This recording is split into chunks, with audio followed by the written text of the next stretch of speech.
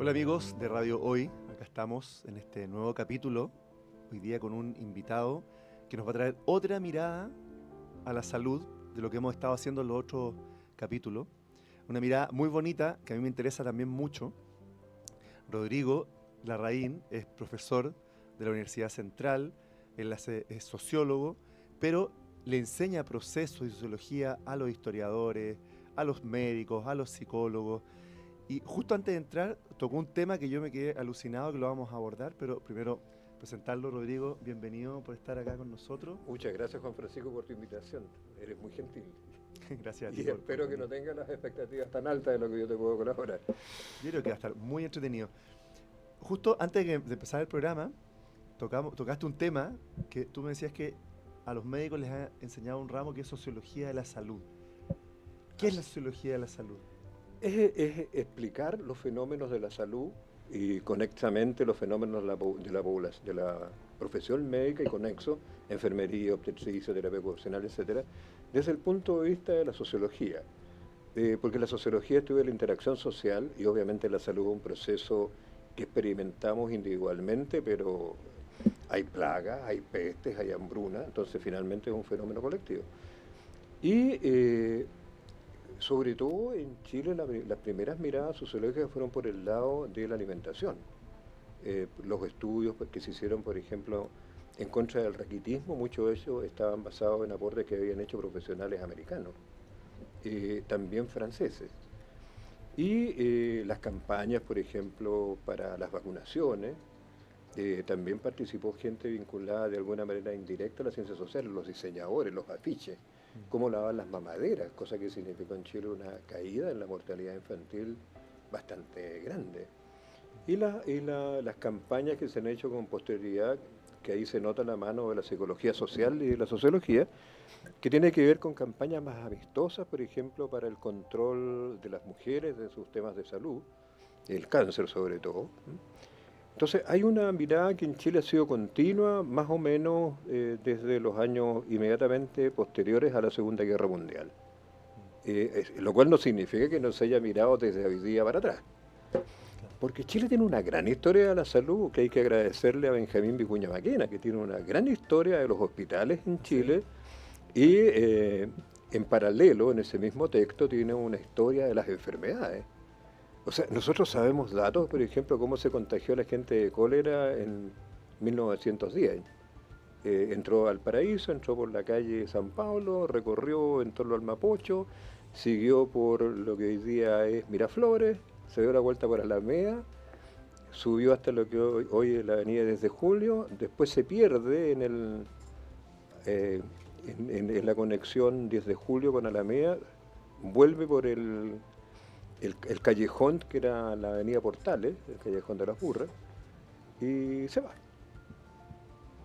Y sabemos tanto porque, bueno, en Chile los cadáveres, los colerosos se sacaban a la calle, entonces se recogían. Además la gente trataba de deshacerse lo antes posible porque corría el riesgo que la autoridad sanitaria quemara la ropa de los enfermos en la casa.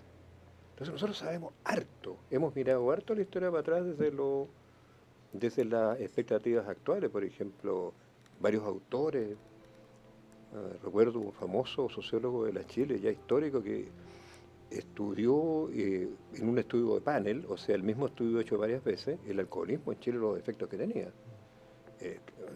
que era una gran enfermedad en Chile. Yo creo que todavía Chile es un país alcohólico, Sí, claro. pero en esa época era peor.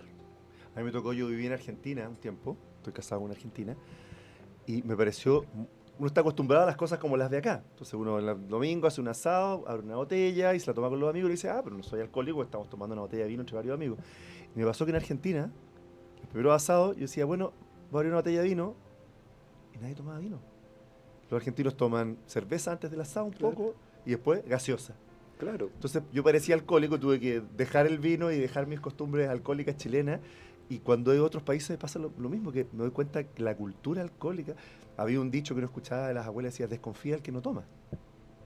O sea, es como... Claro, pues mira, los argentinos toman vino con soda. Sí, claro, porque es un pecado, un sacrilegio. O Claro. lo guardan en el refrigerador y yo decía, pero ¿cómo? Para nosotros, pero...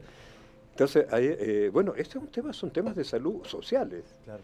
De hecho, piensa tú, todas las enfermedades de transmisión sexual, las enfermedades venéreas antiguas, eran fenómenos sociales que tenían que ver con la pobreza, con mujeres que no tenían trabajo, y además con una cultura bastante despreciativa de los roles que tenían las mujeres. Eh, no diré segregadora porque no las apartaban, pero sí con un desprecio muy, muy, muy potente. Así que es un tema importante. Ahora estamos más sofisticados, porque bueno, hay cada vez mejores, por ejemplo, antibióticos. Pero nos han vuelto enfermedades que son preocupantes, nos volvió la tuberculosis en alguna medida, en otros países mucho más. Las enfermedades de transmisión sexual han vuelto a las antiguas, la gonorrea y en alguna medida la sífilis. Y hay como enfermedades que son culturales, más propias de cierta idiosincrasia, ciertos países, ¿eso se estudia también? Porque eso uno dice ya, por ahí en Chile es lo mismo que en Argentina, que en Bolivia, que en Perú, a lo mejor cada país tiene sus propias como enfermedades más típicas, más... Son distintas las enfermedades primero por el clima. Sí. O sea, hay países que tienen más problemas gastrointestinales. Chile es uno de ellos. Chile tiene más cáncer del intestino, por ejemplo, que otros Bueno, el países. otro día me decía Igual que Japón. un médico estuvo acá, me decía que acá en Chile los mapuches tienen mucho más, por un gen, no sé qué es lo que será, la vesícula es mucho más débil, entonces es mucho más fácil hacer problemas de vesícula, Y problemas se vuelven hepáticos. alcohólicos más temprano, al igual que los pueblos del lejano oriente. Ahora, es políticamente incorrecto decirlo, pero hay enfermedades que son étnicas. Claro. Por ejemplo, la ictericia gestacional. No la tienen todos los grupos étnicos de Chile. Es una enfermedad que se da con bastante frecuencia por el mestizaje chileno, pero los grupos de estrato más alto es muy raro que tengan ictericia gestacional. Lo mismo, por ejemplo, la muela del juicio. La muela del juicio es dentadura negra en una mandíbula blanca. Por eso que no caben los dientes hay que sacar las muelas del juicio. ¿Cómo eso? Nunca había escuchado eso. No te caben todas las muelas en la Claro. mandíbula. No, yo sabía eso, pero ¿cómo eso dentadura negra es una...? Porque la dentadura que nosotros tenemos es del grupo de nuestros antepasados negros, que tenían un maxilar más grande. Claro. ¿Has visto a los negros reírse? Sí, Es un piano. claro. Bueno, nosotros no. Entonces no les cabe, hay que retirar las muelas. Mira. Pero también hay gente que nunca le retiraron las muelas, porque bueno, nunca tuvieron dentadura negra. Entonces hay varias enfermedades que son étnicas, entonces están esas características que tienen que ver con grupos que se Sí. asentaron acá. Mira, en Chile está de moda la intolerancia a la lactosa. Años atrás se decía que solo la gente con antepasados de color tenía intolerancia. Yo me Hoy día acuerdo, está cambiando eso. yo el otro día hablaba con alguien esto, que cuando yo era chico, cuando éramos chicos, nuestros papás tomaban café con leche, eso, y no existía ni siquiera el concepto. Y nadie decía, hoy me cayó mal, que me hinché. Y ahora es como que todo el mundo tiene intolerancia a la lactosa. Y es como raro, ¿por qué cambió tanto? Ahora, la leche que nosotros tomamos cuando chicos se echaba a perder en un día y la de ahora dura un mes abierto. Claro. Entonces yo creo que eso no es leche. Creo que si tomamos leche natural nuevamente no nos pasaría eso, pero también es como también algo como que antes no estaba. Claro, o la gente aguantaba el dolor, era como natural. Pues, bueno, claro, me dio un retorcijón de guatita, digamos, claro, pero Mm. pasa que hoy día nosotros estamos más delicados. Cualquier señal que el cuerpo nos arroje, nos preocupamos. Entonces tenemos mayor conciencia al hacerlo.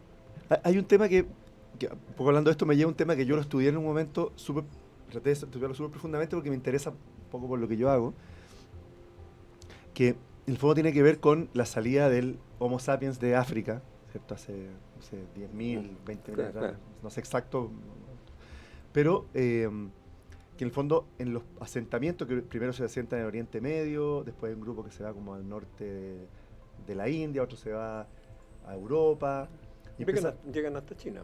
claro, y otro que se va derecho a Eurasia y que con lo que se viene a... Y eran Claro. todo grupo sanguíneo cero, O. Y básicamente durante 6 millones de años desde que nos separamos los chimpancés, eh, la dieta era cazadores-recolectores, carne, grasa, interiores, pocas plantas. Y estos primeros que se asientan en esta zona empiezan a domesticar los granos. Empiezan a domesticar el trigo, el cereal. Y eso hace surgir la división del trabajo y empieza un poco el neolítico y se producen cambios biológicos para poder adaptarse a una dieta.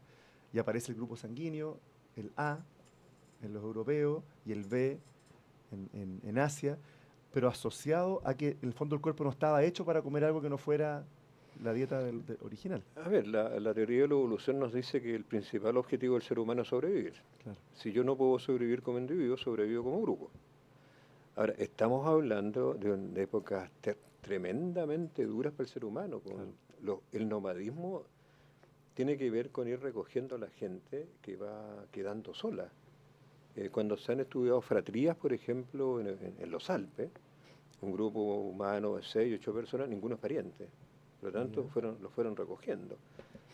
Lo otro que también ocurre es que la esperanza de vida era muy corta. Sí. 20 años, 21 años. Y eso hasta la Edad Media. En la Edad Media uno era mayor de edad, por ejemplo, a los 14 40. años, a los 16 años. Mayor de edad. Sí.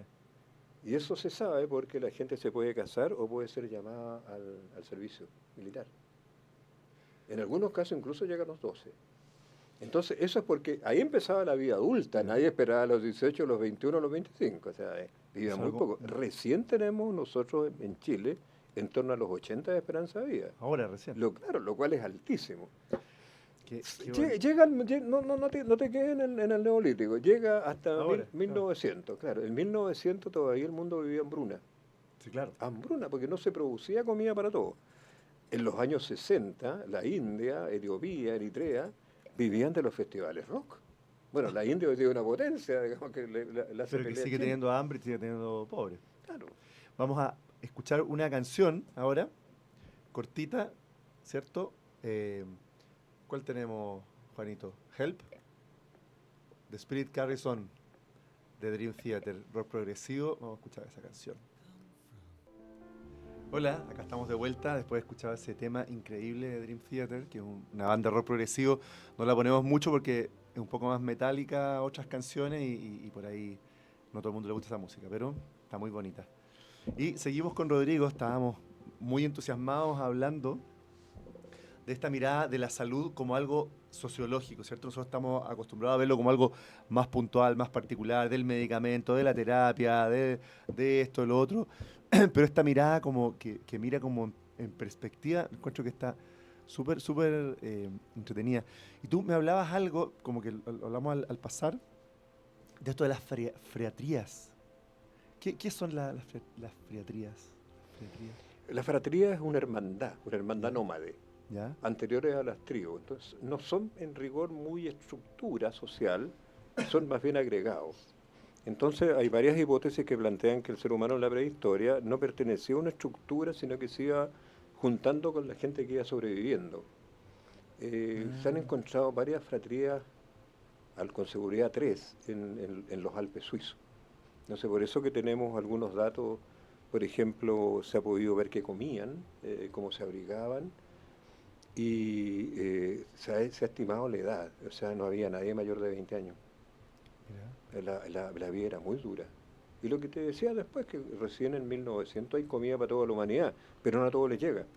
No. Entonces, como te decía, la India vivía de festivales rock, Etiopía y Eritrea, nuestro problema antes era la falta de comida, los niños raquíticos. En Chile, pues, los niños flaquitos que tenían un abdomen bien prominente. Bueno, ahora estamos obesos. Claro. Por eso que la dieta chilena tenía tanto tallarín y tanto arroz y tan poca carne. Porque el niño gordito es niño sano. Claro. Entonces la cultura nacional, salud, era poder comer bien. O sea, Chile en los 70, y bueno, ya antes era un país muy pobre, muy pobre. Entonces uno lo veía era un país desigual. Chile no era un país en términos de desarrollo tan atrasado a comienzos del siglo. Chile se farrió el desarrollo por todo lo que ocurrió en el mundo, la Gran Depresión del año 29. Y creo que toda la cosa pasó con Balmaceda y después como... Claro, pero por ejemplo, Balmaceda era un presidente, según los historiadores, liberal y todo lo que tú quieras, pero Balmaceda tenía una idea de desarrollo. Sí, pues. Mi familia fue anti-balmaceísta, pero hay que reconocerle a Balmaceda que... ¿a quién se hubiera parecido el siglo XX? A Eduardo Frei. Claro. Más o menos de ese enfoque político. Pero después nosotros tuvimos todos estos procesos que se llaman el parlamentarismo, la anarquía, que Chile se hasta Alessandri pudimos... Con Alessandri se estabiliza, claro. Un poco. Claro, después... piensa tú que el Juan Esteban Montero no pudo ni gobernar mucho. Y después está el gran salto que se pega en la calidad de vida de un gobierno como el de Pedro Aguirre, donde por primera vez entran las capas medias. ¿Ah? Recuerden que las capas medias chilenas son muy raras, pero las capas medias No chilenas son había. población trabajadora. Claro. La clase media es la gente que puede vivir sin trabajar. La mayoría de la gente que dice que es de clase media en Chile no puede vivir de la renta porque no las tiene. Entonces, es Ah, mira. trabajador, aunque sea ingeniero, médico, barrendero o recolector de hueso, que era un oficio de esos años. Claro, alguien decía que una persona rica se mide por cuántas generaciones pueden vivir sin trabajar después de que se muera. Eso es un rico de verdad. Claro, eso es un rico de Porque verdad. una persona, un ingeniero que gane, no sé, 10 millones de pesos, se queda sin pega y a los 2 meses es pobre. Claro, O sea, claro. no es rico, Por eso gana que un buen sueldo nomás. por eso cuando han venido todas las crisis electrónicas, mucha de esa gente no haya que hacer, porque todo lo que sabía hacer se volvió inútil. Por eso que uno encontraba, por ejemplo, ingenieros o médicos manejando taxis, po, Claro. en época de crisis. Y eso, la primera cosa que la gente sacrifica son los lujos, el consumo suntuario, lo último que sacrifica es la comida. Mm, Pero la gente empieza a comer de menor calidad. mm. O sea, por ejemplo, probablemente seguiremos comiendo arroz de tallarines. Entonces vamos a sacrificar la leche, vamos a sacrificar la carne, va a bajar la cantidad de carne. A Chile lo que le ayudó mucho para la salud es el pollo, Eso te iba a decir, que porque un el poco a pollo eso era iba, barato. que en el fondo la salud de Chile no era tan buena, pero tampoco había acceso a una buena dieta, a una buena alimentación. Tú me decías que la gente de clase alta comía carne y queso y nada más, y la gente más pobre, ¿qué comía en esa época? Mira, habitualmente, según el menú del campo, comía galleta, o sea, pan, tortilla. A ver, la dieta chilena es muy mala. Y también los historiadores chilenos tienen una historia de las comidas, la historia Mira, de las comidas y bebidas chilenas. Entonces, por ejemplo, la dieta en Chile cambia con la Guerra del Pacífico porque se copia la dieta del ejército francés, que tiene carne, legumbre, harina y tiene fruta. Los chilenos no comíamos fruta. Y ese cambio se va a notar en el siglo XX, que tú no imaginas la comida en el campo que no tenga fruta, sandía, duraznos, uvas, etcétera. claro. Eh, Las eh, ensaladas también. claro, pues, la ensalada no era muy nombrada. Sin embargo, Chile tiene una buena historia de repostería. Sí. Basta ver todos los recetarios que hicieron varias congregaciones femeninas religiosas.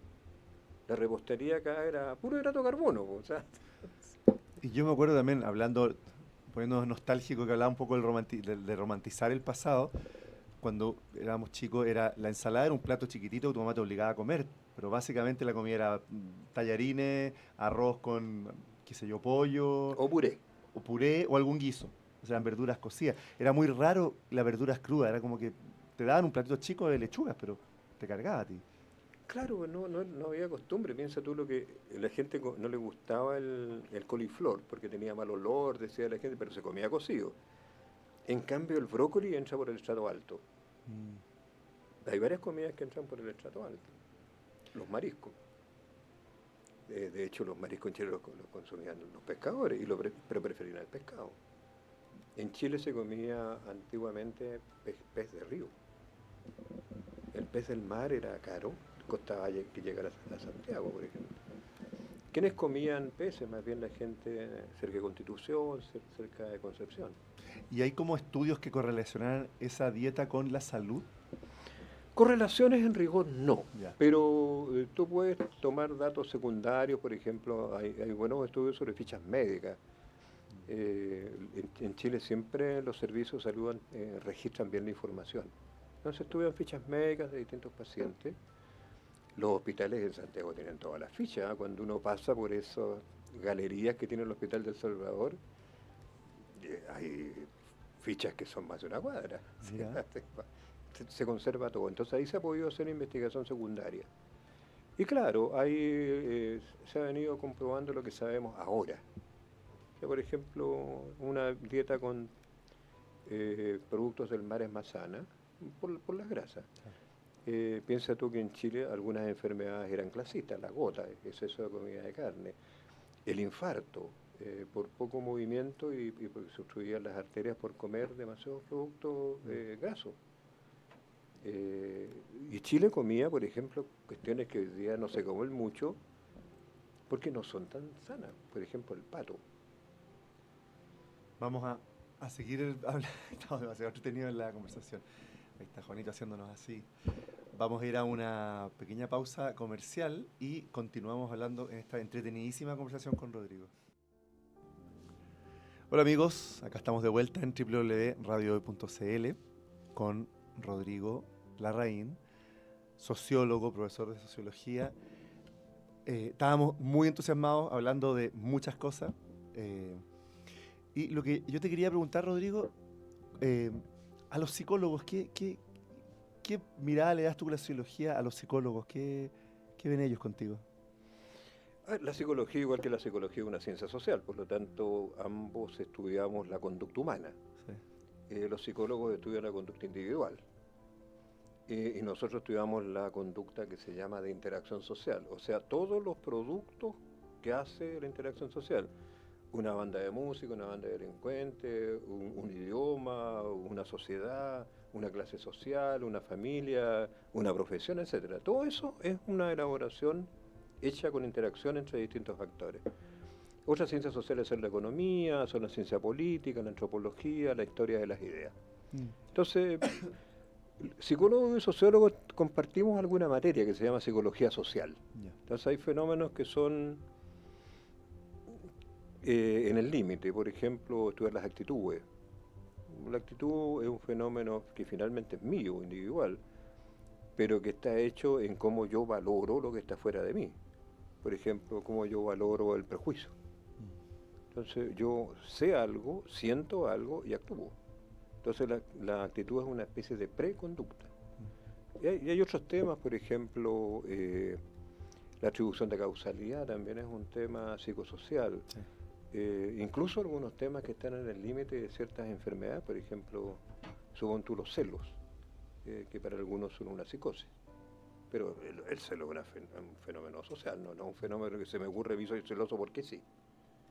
Entonces, esa es un poco la diferencia y la semejanza. ¿Por qué te preguntaba? Porque vivimos hace poco tiempo atrás, un par de años, un evento que yo creo que es monumental y que nos va a tomar muchos años llegar como a digerir lo que nos tocó vivir. O sea, uno cuando se acuerda y dice, estuvimos encerrados, chuta, y es como, es muy loco cuando uno se acuerda y dice, wow, estábamos todo el día encerrados y terminó siendo normal y después volvimos a la vida, digamos, y es algo que es muy sociológico y muy psicológico, y aún le toca, yo que tengo hijos adolescentes, me tocó ver el impacto directo en los adolescentes de cuando son seres sociales más que cualquier otra edad, haberles cortado eso. Hubo muchas enfermedades psicológicas, muchos niños que se suicidaban, que se cortaban, que esto, que lo otro.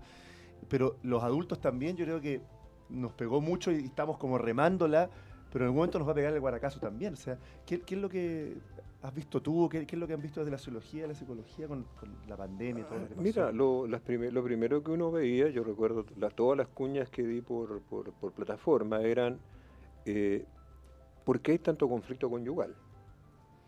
Bueno, la explicación sociológica, no la psicológica, es porque tú a tu pareja nunca la habías visto desempeñar roles todo el día.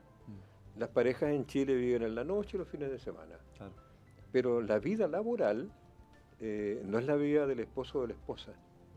Entonces la gente se sorprende del otro cónyuge y de repente no le gusta lo que hace.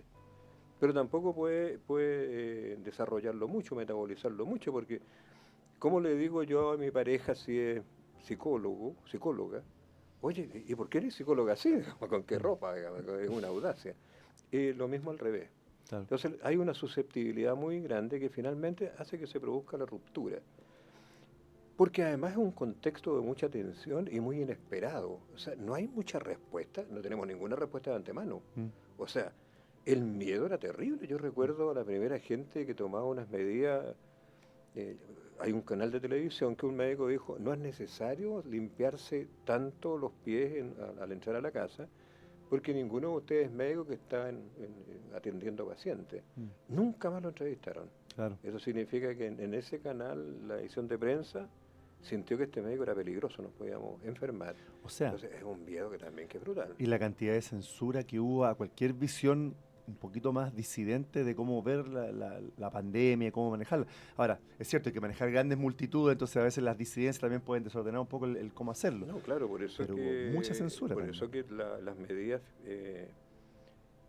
fueron, yo creo que en el justo límite, porque la gente que salió a la calle salió porque no tenía que comer hacer ollas comunes. la gente tenía que salir a comprar, pero el sistema de la comisaría virtual funcionó. Pero por otro lado, tú tienes que la gente estaba realmente loca. Cuando el ministro Mañalich lo criticaban porque no estaba preparado, y cuando él muestra su diploma de un posgrado que había hecho en un país europeo, la gente no le creía, pensó que era una fake news, una falsificación. Entonces, evidentemente que estaba en un estado alterado bastante grande. Ahora, la personalidad de base es lo que nos permite a nosotros superar o no. Yo creo no haber tenido secuelas. Probablemente yo estuve operado de los nervios, pero yo no sentí, mi familia, por lo menos mis hijos, no los vi con eso. Pero claro, yo tengo compañeros de trabajo y sus hijos están francamente alterados. Claro. Un colega que también es psicólogo, él atendía gratis a la gente, porque había mucha gente que no le escuchaban. Entonces, su pega fue, bueno, yo puedo atenderlo. Entonces, tenía una especie de locutorio con un acrílico, con lo cual veía a la gente. Era presencial, no siendo del todo presencial. Y le fue súper bien. Claro. Lo hacía gratis, además. Y yo creo que también apareció lo mejor del ser humano, pero también lo peor. También lo peor. Mira, yo recuerdo, por ejemplo, una parlamentaria dijo que habían repartido, ¿te acuerdas que al comienzo dieron unas cajas con mercadería? Sí. Dijo que este era un fraude, que había el gobierno dado estas cosas, pero para favorecer a sus amigos empresarios. Y muestra la caja. A mí me llegó caja. Me llegó porque vivo en una parte de Ñuñoa donde la mayor cantidad de población es vieja. Entonces, aunque parezca raro, yo soy un chiquillo ahí. Me llegaron 2 cajas. Todo lo que mostró esta parlamentaria no era cierto, no venía en la caja. Eran otros productos, de otras marcas además. Entonces, yo creo que nosotros vivimos un choque bien grande, por eso que nosotros damos estos años como perdidos. Si tú te das cuenta, en la psicología opera haciendo que nos olvidemos. Yo no me acuerdo mucho. Y yo conversaba con gente, de veras que tuvimos la pandemia. Pero yo creo que lo más complicado, lo más trágico es la disolución de la familia que se produjo. ¿Sí? Yeah. ¿Y eso se ha visto ahora como que se está viendo como sociológicamente, cambios como en Mira, la sociedad o la yo no dinámica? conozco estudios, pero lo que he conversado con gente que se ha preocupado de esto, temas más de, como te decía, psicología social, es que las rupturas no tuvieron una segunda oportunidad. O sea, mira, se nos pasó la raya, conversemos, eso no está. No sé por qué, pero tal vez porque no solo me aparté de una persona con quien tuve un conflicto por no entenderla. La mayor cantidad de las parejas en Chile se acaban con la frase de no me comprende. Sino también porque el otro es visto como un apestado, se me ocurre. Pero se me ocurre, es una hipótesis. Entonces, qué bueno que me libré. Pero no conozco estudios propiamente, pero no estoy tan desalineado con lo que plantean otros colegas. Sí, pero aparte yo creo que toda esta doctrina como de la higiene, que fue tan fuerte, que también desde el punto de vista de la salud tiene muchos peros, porque también el exceso de higiene no te permite el contacto saludable con los microbios y hacer tu propio sistema inmunológico. O sea, mi señora tiene un jardín infantil y ella le ha tocado los niños que nacieron en pandemia y que sus primeros 2, 3 años, Claro. y son niños que no tienen defensa. no solamente no tienen defensas como biológicas, físicas, sino que hoy día creo que hay, voy a pegar un tufo porque no soy médico, pero a mí me parece que hay como un sobrediagnóstico de niños con autismo. Y yo creo que más que muchos niños con trastorno del espectro autista, son niños que no socializaron, no pudieron interactuar y les enseñaron mucho a aislarse del otro. Entonces son niños que crecieron sin saber cómo relacionarse emocionalmente y vitalmente con los demás. Yo creo lo mismo que tú. Yo tuve un hijo que fue diagnosticado como autista y al parecer se mejoró. Después lo diagnosticaron como sordo y se mejoró. Yo creo que, bueno, ahora el autismo es un espectro. Es Por un lo espectro, tanto, claro. uno puede tener autismo 0 o autismo máximo. Claro. Yo tengo una nieta que tiene diagnóstico de autismo. Debe ser la única autista sociable que yo conozco. Entonces, yo creo que hay un sobrenombre. Yo estoy completamente de acuerdo contigo. Y post pandemia yo creo que es muy fuerte. Me da un poquito de susto, porque yo pienso, si yo hubiera sido un niño de ahora, yo no habría podido estudiar en el liceo, menos en la universidad. ¿Sí? Porque yo tengo varias conductas que ahora están bajo sospecha. Claro. Entonces, yo concuerdo contigo. Y esto, yo creo que son efectos, una parte importante de la pandemia, en que el chiquillo, al no socializar, no se expresa con claridad. Claro. Se relaciona siempre con adultos y con sus hermanos, pero no es un curso. Claro. O sea, la socialización temprana es con los padres, pero también con los pares. Y les hace Esos muy bien a los pares no están. niños entrar a un curso con 30 niños más, con las tías, o sea, relacionarse con más gente. Yo creo que eso como que nos va a costar recuperarnos un rato de eso. Vamos a hacer una pequeña pausa ahora musical. Vamos a ir a escuchar a los Beatles la canción Help. Hola, acá estamos de vuelta ya después de este temazo de los Beatles, Help. Rodrigo se acordaba de que esta fue uno de los primeros singles en Chile el tercero me dijiste tú Probablemente este haya sido el tercero, sí. que se hizo. Porque acá se vendían singles y unos que eran extended. Claro, Era un poquito más grande. Los Longplay llegaron más tarde, yo diría, bueno, tal vez para mí eran muy caros. seguramente. Porque habían buenas disquerías acá, varias se acabaron aquí en el edificio Santiago Centro, por ejemplo. Bueno, se acabó la feria del disco Sí, pues, y el Col 70. se acabó. Entonces, otra que estaba ahí cerca del antiguo hospital militar en Providencia también tenía. Un poco hablando de eso del pasado, un poco que también lo conversamos hace un rato, de romantizar el pasado, ¿cierto? Y en esto de la salud, pero también de la cultura y de todo, hoy día hay una cosa como mucho de querer, como decías tú recién, volver al primitivismo en la política, en la salud, en la religión, que eso es una conducta como sociológica, ¿cierto? Y que un poco desconocer las virtudes también del avance. Mira, años atrás la gente echaba de menos la vida de barrio. Estamos demasiado individualistas, entonces el barrio era para muchos como la extensión de la familia. Claro. Lo cual fue verdad, digamos. Uno se metía a todas las casas, no pedía permiso, le daban once, a veces le daban almuerzo. Los niños eran como de la cuadra. Pero eso no era todo Santiago ni todas las ciudades de Chile. Claro. Pero en el último tiempo, yo tengo un programa en la radio de la Universidad Central, donde entrevisto personas. Y la gente cuando manda correos, siempre pide que uno le pregunte a las personas dónde estudiaron. No la profesión, sino que la escuela, el liceo, qué ciudad era, que cuenten anécdotas de su niñez en lo posible. Mira. Una cosa bien rara. Por eso que la gente que vivió en distintas ciudades es más entretenida, digamos. Entonces los comentarios, oh, qué interesante lo que él contó, ahora entiendo por qué él se dedicó a esto. Claro. El auditor hace conexiones bien curiosas. Pero también uno lo nota en cosas bien menores. Por ejemplo, cuando uno se presenta ante un curso nuevo, no falta el que le pregunta más datos de uno. Uno dice, bueno, yo soy sociólogo, estudio en la Universidad de Chile. Entonces la gente le pregunta, ¿y usted pensó estudiar en la Católica? ¿No pensó estudiar otra carrera? Y claro, yo alguna vez estudié ingeniería, yo hallé el sentido mío en la sociología años después. Pero hay una suerte de idealizar el pasado como que fue mejor.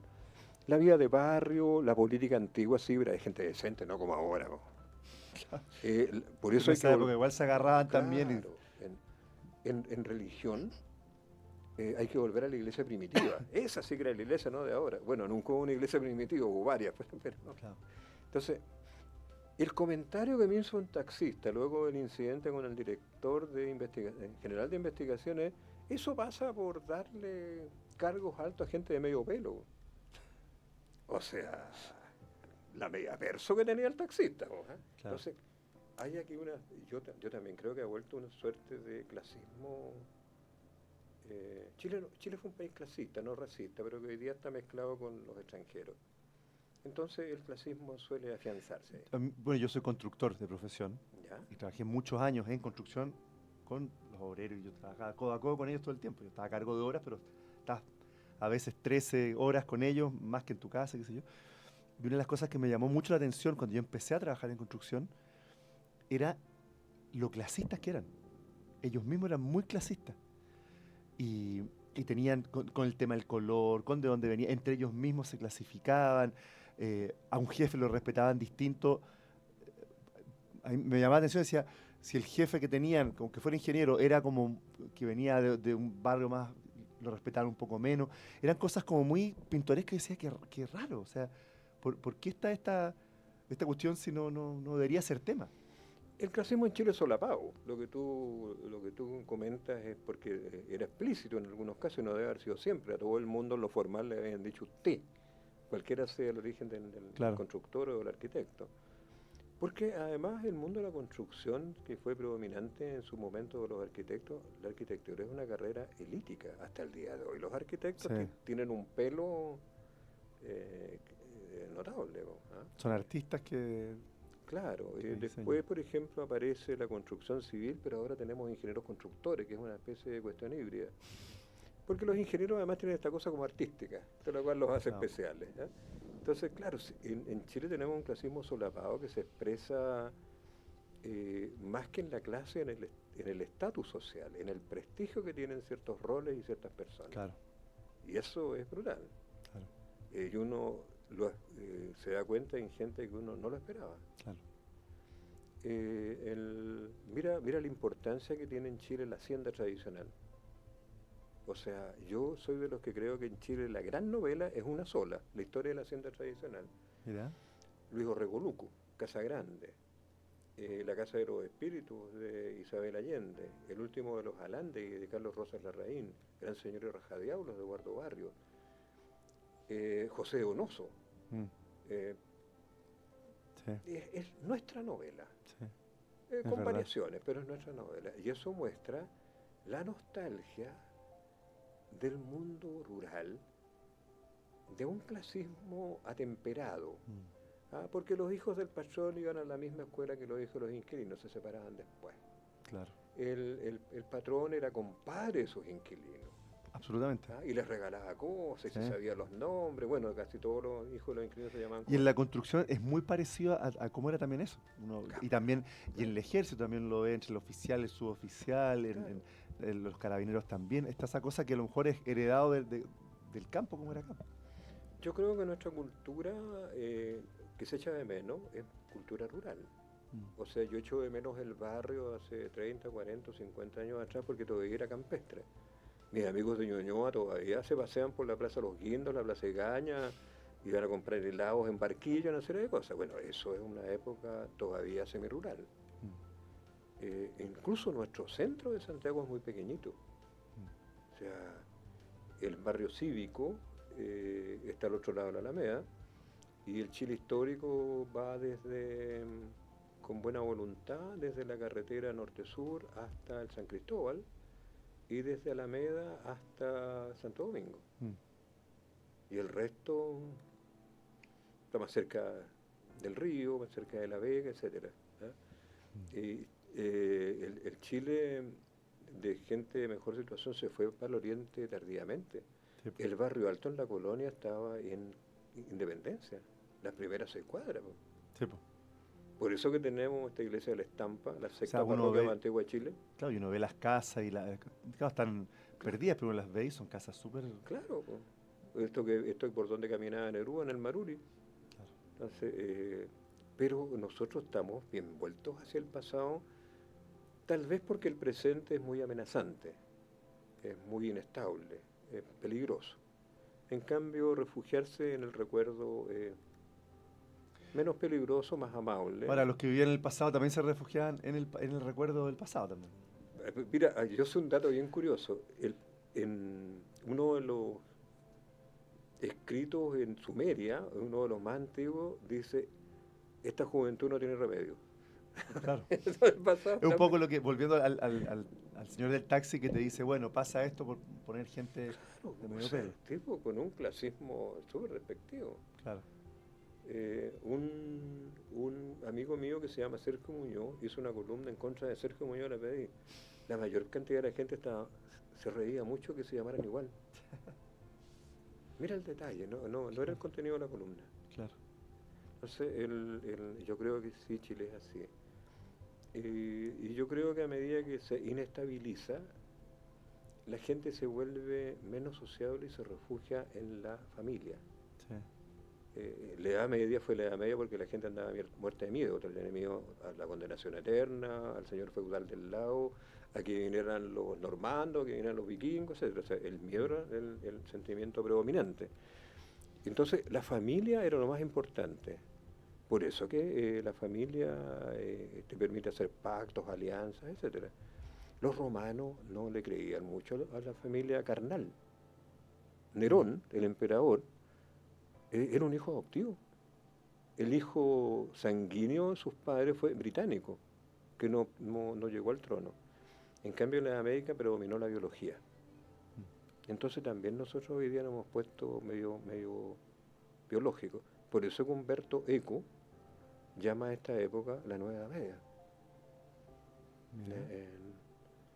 Y yo creo que todavía los sectores, por ejemplo, nuestros históricos delincuentes, usaban la familia como refugio. Entonces tenían hermanos, hermanastros, porque ahí tenían caleta. Claro. Entonces había un refugio en una época anterior, en la ciudad grande, más tranquila. Hoy día, por ejemplo, la convivencia, el divorcio te permite ampliar la familia, volver a tener una familia extensa. O sea, no son necesarios que tus padres tengan tantos hijos. Ahora, pasa también que, no sé si es parte de la idiosincrasia nuestra, pero Chile es uno de los países con mayor índice de estrés. Hoy día ha aumentado mucho más que con respecto a otros países, y hay como más atomización de la percepción de cómo vive la persona. A lo mejor, entonces tú estás en la familia, pero es como que cada uno es un individuo que está solo. El papá está trabajando sola, la mamá está con los hijos sola, cada hijo está hoy día con su tablet, con su cosa. Entonces, ¿cómo, cómo, ¿cómo se ve eso con respecto a la idiosincrasia chilena con esa como preponderancia al estrés? Porque el chileno también es muy estresado. En Chile hoy día está muy exacerbado el estrés, pero nuestra sociedad fue siempre estresada, un poquito menos. En los fenómenos, por ejemplo, políticos importantes en Chile, se viven en la calle al interior de la familia, desde la colonia. La revolución de la independencia en Chile no fue un fenómeno político externo, significó divergencias bien profundas, hasta peleas en la calle. Entonces hay todo un relato de la historia chica que nosotros no conocemos. Mira, por ejemplo, yo recuerdo un señor Prieto que se inscribió en Santiago como vecino, fue al Cabildo el 18 de septiembre de 1810 y le pareció que Manuel Rodríguez no era tan patriota ni era tan republicano, así que no halló nada mejor que esperarlo en la salida, le pegó en la cabeza y le quebró el bastón. Lo halló, como diríamos hoy día, chueco, amarillo, monárquico. Entonces, en Chile siempre ha habido poco refugio. Cuando pierde la guerra civil el bando balmaceísta, o sea, Santiago quedó hecho pebre. O sea, la destrucción de las casas de los balmaceístas fue horrorosa, o sea, un salvajismo increíble. Por eso que critican a Baquedano que debiera haber puesto mano dura y evitarlo. Sí, pero Baquedano no era ni presidente ni comandante en jefe del ejército. Claro. Así que las acusaciones a Baquedano son bastante injustas. No tenía cómo hacerlo. Eso muestra nuestra, no sé, falta de convivencia social a un nivel extremo. Entonces, todos los acontecimientos, y eso también permite explicar el 19 de octubre. Claro. O sea, ¿qué sentido tenía quemar el metro? Que es como que pasamos como medio esquizofrénico, pasamos de ser súper ordenaditos y qué sé yo, a de repente destruir, quemar todo. Es que Chile tiene pocas expresiones de expresar los sentimientos. Chile no tiene carnaval. Claro. El Chile histórico no tiene... Hay carnaval en Arica, en Antofagasta, pero eso históricamente no es Chile. Chile además tiene... la élite en Chile es circunspecta porque es castellana del norte y vasca. Sí. Y el resto de la población en Chile también es circunspecta. Los mapuches no son muy chinchosos ni chichas frescas, son más bien serios. Sí. Entonces, nuestra mezcla es más bien circunspecta. Sí. Y eso nos hace ser fomeque y arreglar las cosas de manera poco alegre, poco fiestera. O sea, el conflicto. Por eso que los niños aprenden y por eso que hay tanta violencia intrafamiliar. vamos a ir parando. Podemos seguir hasta mañana conversando, está muy entretenido. Ha estado muy entretenido este programa porque si bien no hemos hablado de salud directamente, que cosas médicas o terapia, es muy interesante entender esto como el contexto en el cual nos vamos desenvolviendo, ¿cierto? Como sociedad, como individuos, la interrelación que vamos teniendo, porque todo eso se va interrelacionando y se va expresando en de qué nos enfermamos, cómo expresamos nuestra salud. Así que ha sido una súper buena, como aire fresco, mirarlo desde otro lugar, el tema de la salud. Así que te agradezco mucho, Rodrigo, esta visita de hoy Oye, día. no, para mí es un gusto compartir contigo. Solo recordar que la salud era tan poco importante para Chile que hasta 1900 existían los mismos hospitales de la colonia. Mira. Y los de ahora nos tienen también cuidado, así que Y los hospitales tenemos... eran lugares para buen morir, no para Sí. recuperar la salud. Así que estamos hablando de salud en serio a partir del siglo XX. Pero bueno, Así que otra. con ese dato ahí nos quedamos. Bueno, Rodrigo, te agradezco mucho y ya nos veremos de todas maneras en otro programa o en No, otra muchas gracias oportunidad. a ustedes, estimados auditores. Ha sido un gusto hablar para ustedes con Juan Francisco, a quien yo aprecio bastante. Muchas gracias.